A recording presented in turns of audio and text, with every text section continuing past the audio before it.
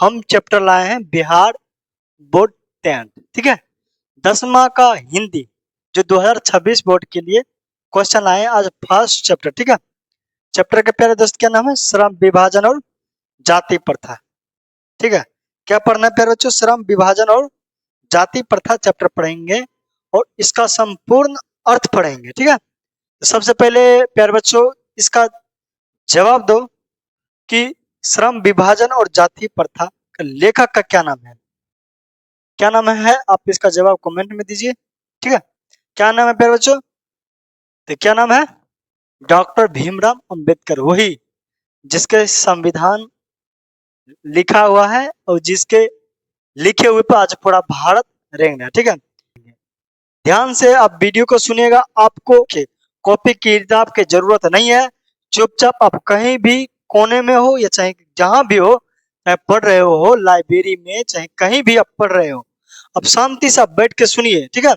आपको पूरा जिम्मेदारी लेते हैं कि ये कहानी आपको हमेशा के लिए ये वाला याद हो जाएगा। श्रम विभाजन और जाति प्रथा जो पाठ है आपको पूरी तरीका से याद हो जाएगा, ठीक है। बस आपको वीडियो को क्या करना है?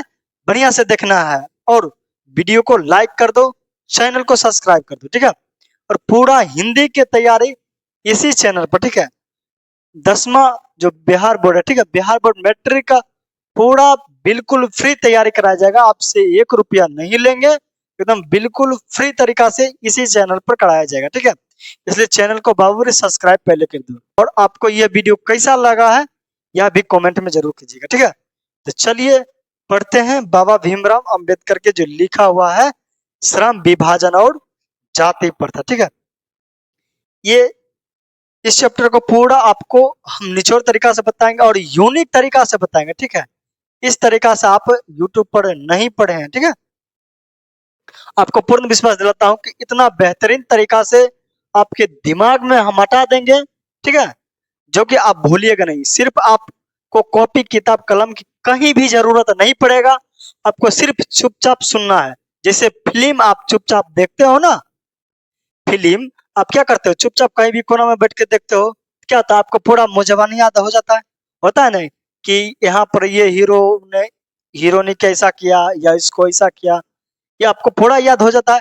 उसी तरह मैं आपको पूर्ण विश्वास दिलाता हूँ कि चुपचाप सिर्फ, ठीक है, चुपचाप सिर्फ एकांत में बैठ जाओ और वीडियो को देखो और पूरा चैप्टर याद करवाने की जिम्मेदारी हम लेते हैं, ठीक है। चलिए क्या है चैप्टर का नाम? श्रम विभाजन और जाति प्रथा। प्यारे बच्चों ये जो है श्रम विभाजन और जाति प्रथा, ये एक भारत में जाति प्रथा के, देखिए मैं बताऊं कि जाति प्रथा को लेकर भारत में ही इसका कल्चर दिया गया, ठीक है।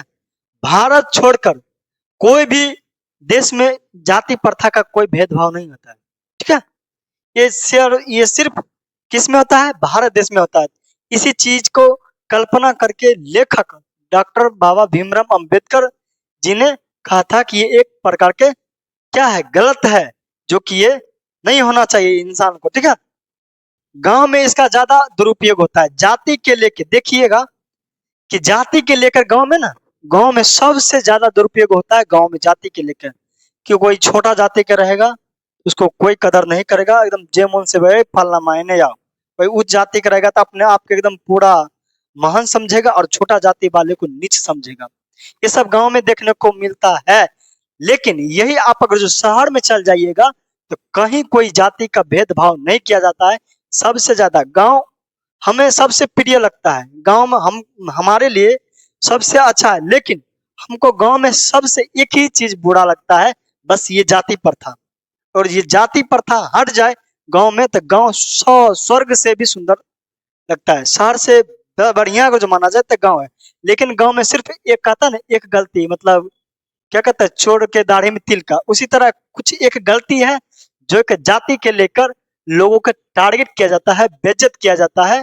लोगों के जाति के अनुसार से उसको सम्मान दिया जाता है कि तुम मतलब कोई नीचे जाति के है, उसको नीचे तरीका से देखा जाता है, ऊंची तरीका से नहीं देखा जाता है। लेकिन यही आप अगर जो शहर में जाइएगा तो कोई भी जात करेंगे, चाहे डोम चमार कुछ भी रहिए, धोबी वोबी कुछ भी, कोई भी जाति आप रहिए, आपको वहां जाति से नहीं आपको बुलाया जाएगा, तो आपको नाम से बुलाया जाएगा, फलना जी इधर आइए, चिल्ला जी इधर आइए।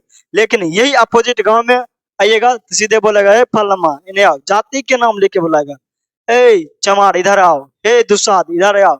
मतलब गांव में इसका ज्यादा दुरुपयोग होता है। ये बात सही है या ना? ठीक है, इसका बताओ सही है ना? हम सही बता रहे हैं ना प्यारे बच्चों? शहर में इसका नहीं होता, लेकिन गांव में इसका ज्यादा उपयोग होता है कि जाति के लेकर जो क्या होता है एक दूसरे को जो छोटा जो नीचा दिखाता है, ये बात बहुत गलत है। गांव में ऐसा नहीं होना चाहिए। चलिए अब पढ़ेंगे, लेकिन शहर में इसका कोई उपयोग मतलब कोई भी अति नहीं है, लेकिन इसका ज्यादा उपयोग क्या होता है गांव में किया जाता है। इसी चीज के वर्णन करते हुए कौन, भीमराव अंबेडकर ने एक चैप्टर लिखा है, ठीक है, श्रम विभाजन और जाति प्रथा। ठीक है, आप ठीक है, चलिए अब आ जाइए चैप्टर पर। सबसे पहले क्या है चैप्टर पर, ठीक है, समझ में आया? देखो ये आज से नहीं हो रहा, ये पुराने युग से। देखिए महाभारत में, महाभारत आप देखे है ना, महाभारत में कर्ण, कर्ण के लोग क्यों सता रहे थे? हैं? योग्यता होते हुए भी कर्ण, उनको जाति के वजह से उसको बार बार अपमानित किया जाता था, बार बार। कौन उसका मतलब भीम, हाँ भीम, बार बार भीम उसको जाति के लेके बार बार चिढ़ाता था, ऐ सूतपुत्र कर्ण, सूतपुत्र कर्ण। तभी कर्ण ने बोला था ऐसा नहीं होगा, इंसान कर्म के अनुसार से बड़ा होगा, जे कि जाति के अनुसार से नहीं। जे कि जाति के अनुसार से बहुत बड़ा इसका मिस यूज होता था। अब बताओ, मानो को कोई छोटे जाति को हो और कोई बड़े जाति को हो, पहले राजा भी क्या होता था, ढकलेल बकलेल सब बन जाता था। भले क्या उसका जाति था बड़ा, क्षत्रिय जाति के होने के वजह से उसका क्या होता था, राजा के मतलब सब कुछ हो जाता, चाहे ढकलेल हो बकलेल हो, पगलो पगलो रहता था ना, फिर भी उसको राजा बनाता था। लेकिन वही नीचे जाति के कितनों भी बुद्धिमान क्यों न था, लेकिन उसको राजा बनने का अधिकार नहीं था। पहले के जमाने में था कि राजा का बेटा सिर्फ राजा बनेगा। लेकिन प्यारे बच्चों अब ये सब कहानी गलत हो गया। नहीं, राजा वही बनेगा जो मेहनत करेगा। अब राजा का बेटा राजा नहीं बनेगा। ठीक है, चलिए आ जाइए चैप्टर पर। देखिए क्या है, यह विडंबना की ही बात है, यहाँ 12 नहीं होगा, क्या होगा प्यारे दोस्त, विडंबना की ही बात है कि इस युग में भी जातिवाद के पोषकों की कमी नहीं है। ठीक है, इसके पोषक कई आधारों पर इसका समर्थन करते हैं। समर्थन का एक आधार यह कहा जाता है कि आधुनिक सभ्य समाज कार्य कुशलता के लिए श्रम विभाजन का आवश्यक मानता है, और चूंकि जाति प्रथा श्रम विभाजन का ही दूसरा रूप है। ठीक है, इसलिए इसमें कोई बुराई नहीं है। फिर बच्चों देखो, श्रम विभाजन, श्रम क्या जाति प्रथा का दूसरा नाम? यहाँ से आपको ऑब्जेक्टिव पूछा जाएगा कि जाति प्रथा का दूसरा नाम क्या है। तो जाति प्रथा का दूसरा नाम प्यारे बच्चों क्या है? जाति प्रथा का दूसरा नाम क्या है? श्रम विभाजन। ठीक है, जाति प्रथा भी श्रम विभाजन का क्या दूसरा रूप है, इसलिए इसे कोई बुराई नहीं है। देखिए पहले जाति मतलब होना बात सही था, जैसे अब किसी को काम करना था उसको मतलब बना देता कि तुम भैया तुम ये काम करो तो तुम ये काम करो। ठीक है, लेकिन एक पहलू से सही भी था और एक पहलू से गलत भी था। जैसे एक पहलू से सही यह था कि मतलब किसी का मन था कि तुम ये करो तो उसको अनुसार से जाति दे दिया जाता था। लेकिन एक गलत इस प्रकार था, इस प्रकार से है कि जो वो मानिए कि कोई फलना जाति है, जैसे मानिए कोई ठाकुर है, क्या है ठाकुर। ठीक है, कोई ठाकुर है, जिसे ठाकुर परिवार में जन्म लेता था तो हमेशा ही ठाकुर वाला ही काम करवाया जाता था, चाहे तुम कितनों भी पढ़े लिखे हो, कितनों भी तेज हो, अब से सिर्फ दाढ़ी बनवाया जाएगा। ठीक है, इससे ज्यादा पहले और कोई काम नहीं दिया जाता, जिसके वजह से वो इंसान भूखे मर जाता था। बताओ जब काम नहीं मिलेगा तो क्या करेगा? भूखे मरेगा ही ना, भूखे मरने के कगार पर आ जाता था। इसका बहुत बड़ा मिसयूज होता था, इसी चीज के उजागर करने के लिए क्या एक प्रकार की एक गलत है। ठीक है, चलिए इस तर्क के संबंध में पहली बात तो यही है, आपत्तिजनक है कि जाति प्रथा श्रम विभाजन के साथ साथ श्रमिक विभाजन का भी रूप ले लिया है। बताओ, जाति प्रथा श्रम विभाजन के साथ साथ किसका रूप ले लिया प्यारे बच्चों? श्रमिक विभाजन का रूप ले लिया। किसका ले लिया है? श्रमिक विभाजन का। ठीक है, श्रमिक विभाजन का भी रूप ले लिया है। इतना बात समझ में आया? चलो अब आगे बढ़ते हैं। ठीक है, ये बात समझ में आया, श्रम विभाजन। अब देखिए, अब ध्यान से देखिए आगे वाला चैप्टर में। देखिए इसमें क्या कहता है। आप देखिए यहाँ लेखक कहता है कि श्रम विभाजन, ठीक है, श्रम विभाजन निश्चय ही सभ्य समाज की आवश्यकता है। मतलब श्रम विभाजन यानी जाति के अनुसार से, मतलब काम के अनुसार से बांटना निश्चय आवश्यक है कि आप ये काम करिए, लेकिन आने वाला पीढ़ी उसके मन के अनुसार से नहीं करवा के उसके जाति के अनुसार से करवाया जाता था। ये बात गलत लगता था, जिसके वजह से, ठीक है, परंतु किसी भी सभ्य समाज में श्रम विभाजन की व्यवस्था श्रमिकों को विभिन्न वर्गों में अस्वाभाविक विभाजन नहीं करती।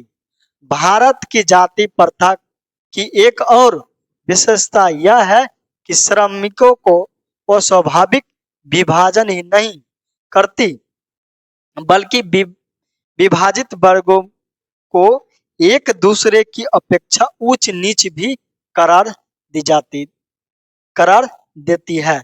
हमने आपको बताया था ना कि क्या होता था, मतलब काम के अनुसार से तो उसको बांट दिया कि तुम फलना है तो ये काम कर लो, तुम चिल्ला। लेकिन यही चीज के वजह से लोग जो है उसका मिसयूज करने लगा। जाति तो बना दिया, लेकिन इसका मिसयूज करने लगा, उसको उच्च और नीच के अनुसार से देखने लगा कि है तुम चमार है, छी छी है, बड़ा लोग मतलब नहीं। पहले के जमाना में बहुत इसका मिसयूज होता था। ठीक है, करार जवाब दिया गया था, जो विश्व में किसी भी समाज में नहीं पाया जाता। मतलब ऐसा कुरीति, ऐसा मतलब व्यवहार भारत छोड़ के किसी भी देश में नहीं आपको मिलेगा। ठीक है, भारत में ही सिर्फ जाति व्यवस्था का ज्यादा ज्यादा ज्यादा उपयोग किया जाता है कि रे फलना जाति के तुम है, चिल्ला का है। ठीक है, समझ में आ रहा है? इसके भारत छोड़ के कोई भी देश में आपको जाइएगा, आपको जाति के अनुसार से नाम नहीं लेगा, आपको काम के अनुसार से बांटा जाएगा। ठीक है, जैसे आप सपोज करो जाति के अनुसार से मतलब क्या था, एक लड़के, ठीक है, इससे मानो कि कोई मतलब जैसे माने कि हम जाति में है, मेरा पापा किसान है। अगर जो हमको जाति के अनुसार से अगर जो काम दिया जाता, क्या हम मास्टर बन पाते? मैं अपनी इच्छा अनुसार से क्या शिक्षक बन पाता? नहीं बन पाता। क्या हम भी पिता की तरह क्या कर पाते? खेती करते, किसानी करते।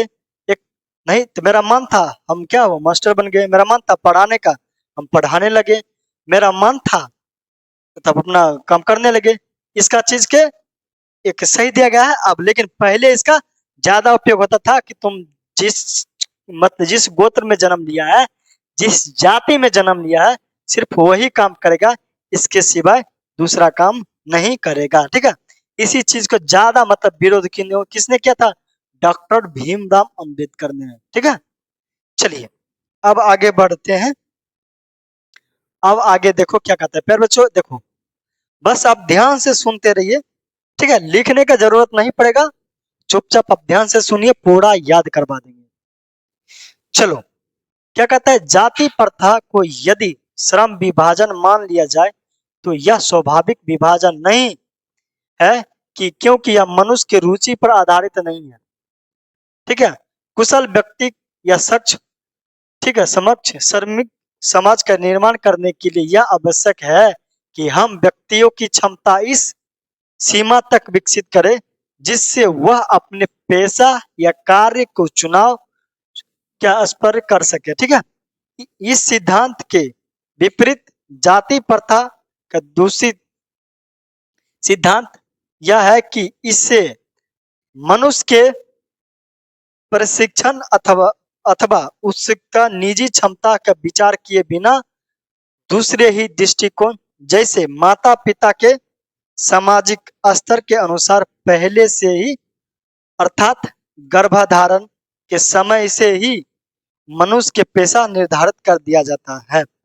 मतलब पहले क्या होता था, तो इसी प्रकार होता था कि तुम फलना जाति का है तो तुम यही करेगा, अगर तुम ठाकुर है तो तुम सिर्फ दाढ़ी बना दिया जा दाढ़ी ही बनाएगा, इसके सिवाय आप कोई भी काम नहीं कर सकते हैं। इसका ज्यादा मिसयूज होता था। और इसको क्या होता था, गर्भ से ही जिस कोख में अगर जन्म लिया उस कोख में उसी कोख से ही मतलब उसको निश्चय कर दिया जाता था कि तुम यही चीज करेगा, ठीक है। जिस गोत्र में जन्म लिया, जिससे आप कोई इस चीज में जन्म लिया तो उसको निर्दय हो गए, मतलब निर्धारित तो हो जाता था कि तुम सिर्फ यही बनेगा, इस जाति में जन्म लिया है तुम यही बनेगा, इसका सिवाय कोई काम नहीं कर सकता था। इसका ज्यादा क्या होता था, मिस यूज होता था। क्या ये बात गलत है कि सही है? जरा आप कमेंट में बताइए कि ये बात सही है या गलत है, कि जाति के अनुसार से उसको काम दिया जाता था। क्या ये बात सही है या गलत है? बोलेंगे भैया हमारे अनुसार से मैं बताओ एकदम सारा सरी पूरे गलत है, ठीक है। क्या है प्यारे बच्चों, गलत है, गलत है ना? आप ही बताइए, किसी को जाति के अनुसार से अगर जो काम बांटना क्या गलत नहीं है? गलत है। अगर जो जाति के अनुसार से जो हमको काम बांट रहा था ना, हम पढ़ाते नहीं, जो हमारे पूर्वजे जो काम किए हैं वही काम करते हैं। इस वजह से बहुत सारा मिस यूज होता था कि तुम यही करेगा। अब जैसे छोटा जाति था जिसका मन था कि हम बनेंगे प्रधानमंत्री, बनेंगे ये वो, नहीं बन पाता था, इसका ज्यादा मिसयूज होता था। वही कह रहा है कि पहले से ही गर्भाधारण के समय से ही मनुष्य का पेशे निर्धारित कर दिया जाता था कि तुम यही करेगा। चलो, यानी इंसान के मन, भैया अब जैसे समझो, अब किसी के पापा बोल दिया कि तुम मतलब यही करोगे, अब मेरा मन रहेगा, बताओ इस चीज का से एक बात मैं पूछूं आपसे, ठीक है। चलो पहले से आओ चैप्टर पर समझो, समझिए। अब देखिए लेखक क्या कहना चाहता है कि जाति प्रथा पेशों का दोषपूर्ण और पूर्ण निर्धारण ही नहीं बल्कि मनुष्य के जीवन भर के लिए एक पेशे में बांध देती है। मतलब क्या, जाति प्रथा क्या है, एक प्रकार के वही है कि मतलब तुम जीवन भर चाहे भूखल रहो, चाहे जियो, चाहे मरो, कैसे भी हो, तुम सिर्फ वही करेगा, इसके सिवा तुम कुछ नहीं करेगा। जहां कुछ करेगा तो तुम्हारा अंत खैर, इस चीज का ज्यादा होता था, ठीक है। भले ही पैसा अनुपयुक्त या अपर्याप्त होने के कारण वह भूखे मर जाए।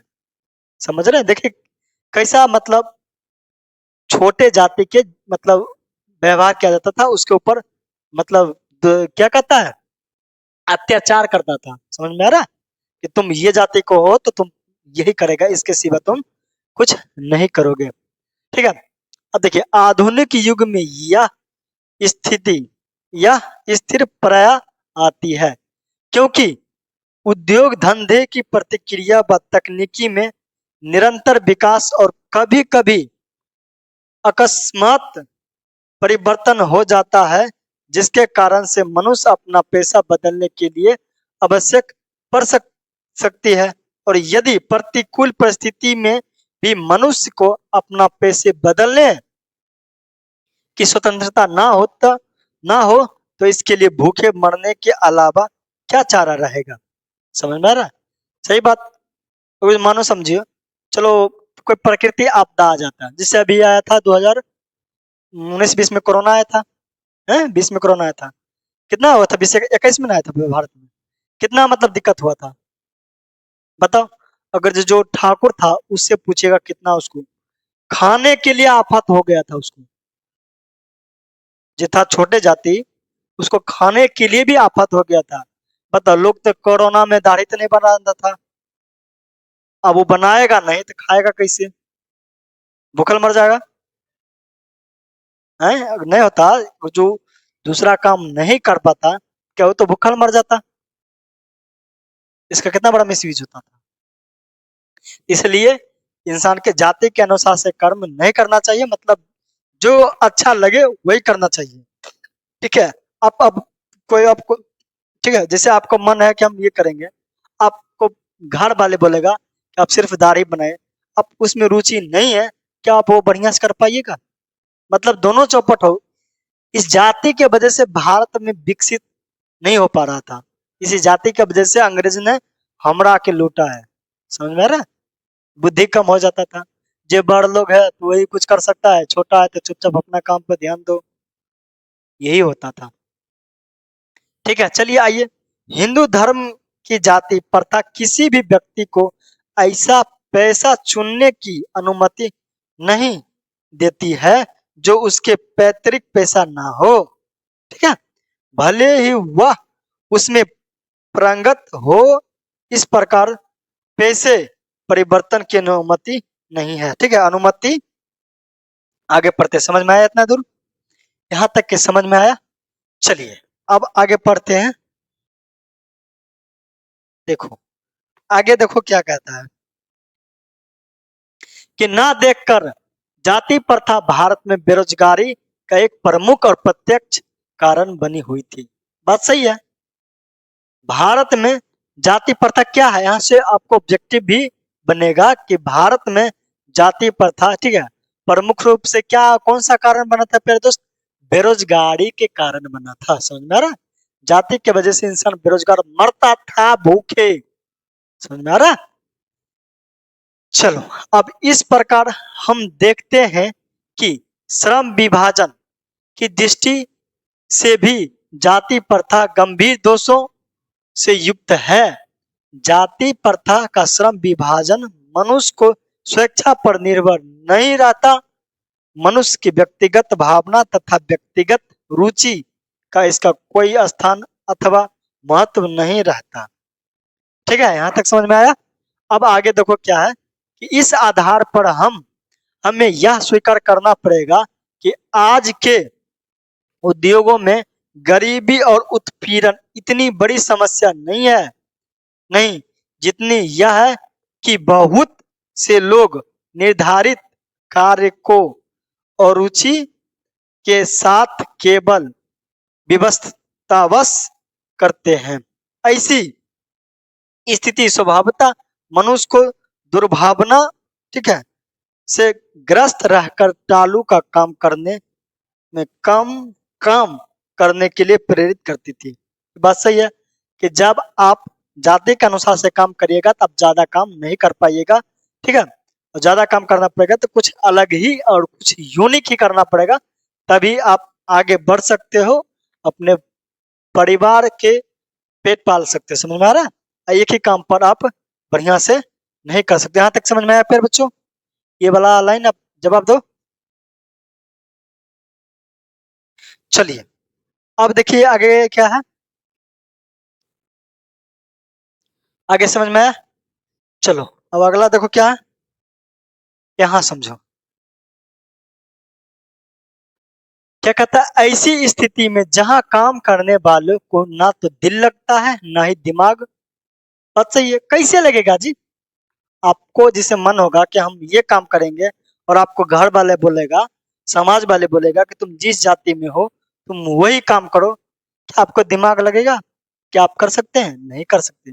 करिएगा लेकिन दिल से काम नहीं कर पाइएगा, बढ़िया से आपको काम नहीं होगा। जिस काम में आपको, एक बात हमेशा याद रखना प्यारे दोस्त, जिस काम में आपको मन लगेगा वही काम करना। ठीक है, उसी काम में आप आगे सक्सेस पाओगे। जबरदस्ती वाला किए गए काम आप कभी भी आगे नहीं बढ़ पाओगे। समझ में आ रहा है?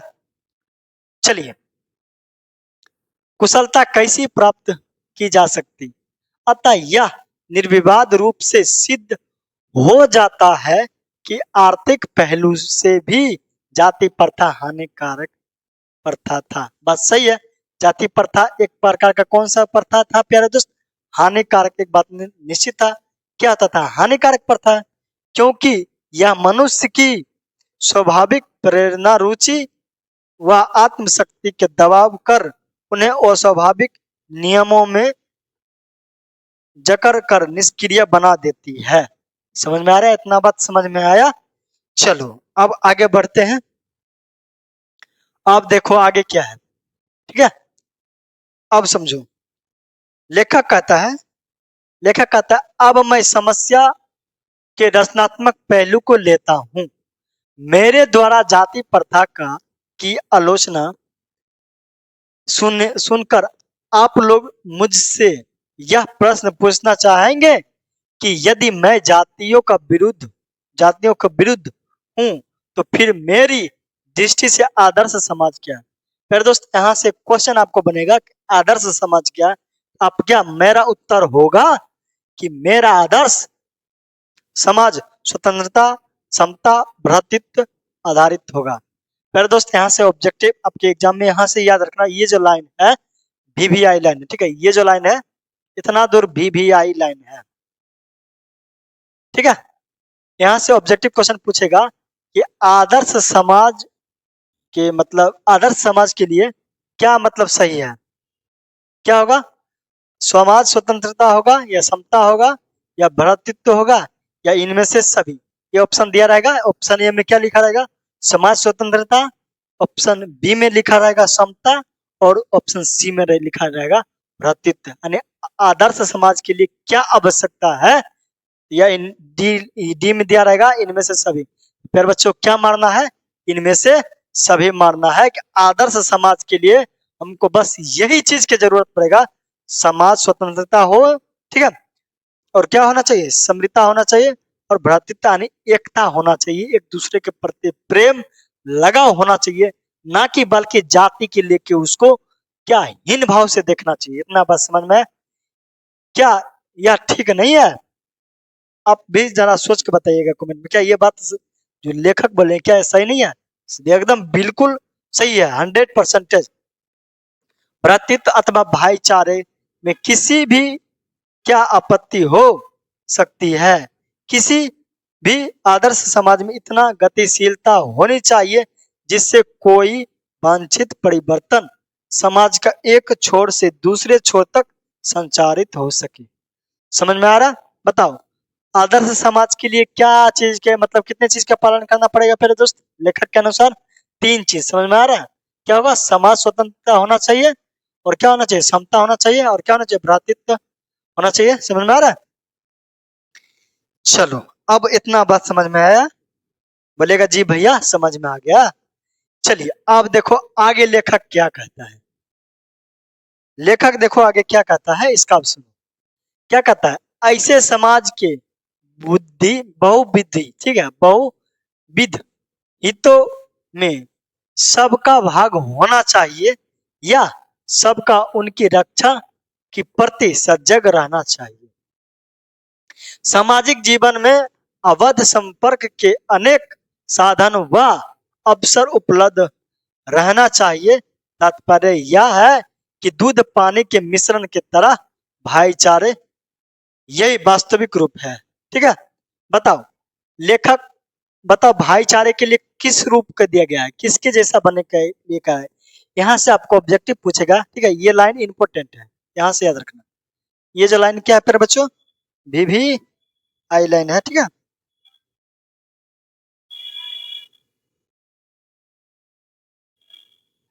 ठीक है, यहाँ से याद रखना, ये कौन सा लाइन है, ये हमको घेर देते हैं रेड पेन से, ठीक है। ये जो लाइन है क्या है, VVI लाइन है।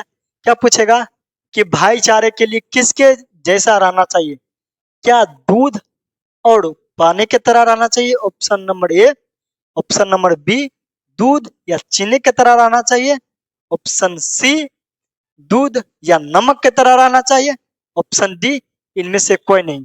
बताओ इसका जवाब आप क्या दीजिएगा, क्या दीजिएगा? नंबर ए किसके जैसा रहना चाहिए, भारत मतलब एकता, दूध और पानी के मिश्रण की तरह क्या होना चाहिए, भाईचारे होना चाहिए। जिस तरह दूध अपने क्या कहता है पानी को, दूध क्या कहता है कि तुम मुझे मतलब पानी क्या कहता है कि मुझे अपने जैसा बना लो, हम तुम्हें जिंदगी बचा देंगे। दूध क्या कहता है, उसको जाति से निकाल के क्या होता है दूध के जैसा शुद्ध बना देता है, क्या होता है पानी का रंग हटा दिया जाता है, और पानी क्या करता है वो अपना भी वचन निभाता है, मैं मर जाऊंगा तब मर जाऊंगा लेकिन तुमको मरने नहीं दूंगा, जब तक जिंदा रहूंगा तुमको मरने नहीं दूंगा। समझ में आया? इसी तरह एकता होना चाहिए। समझ में आ रहा?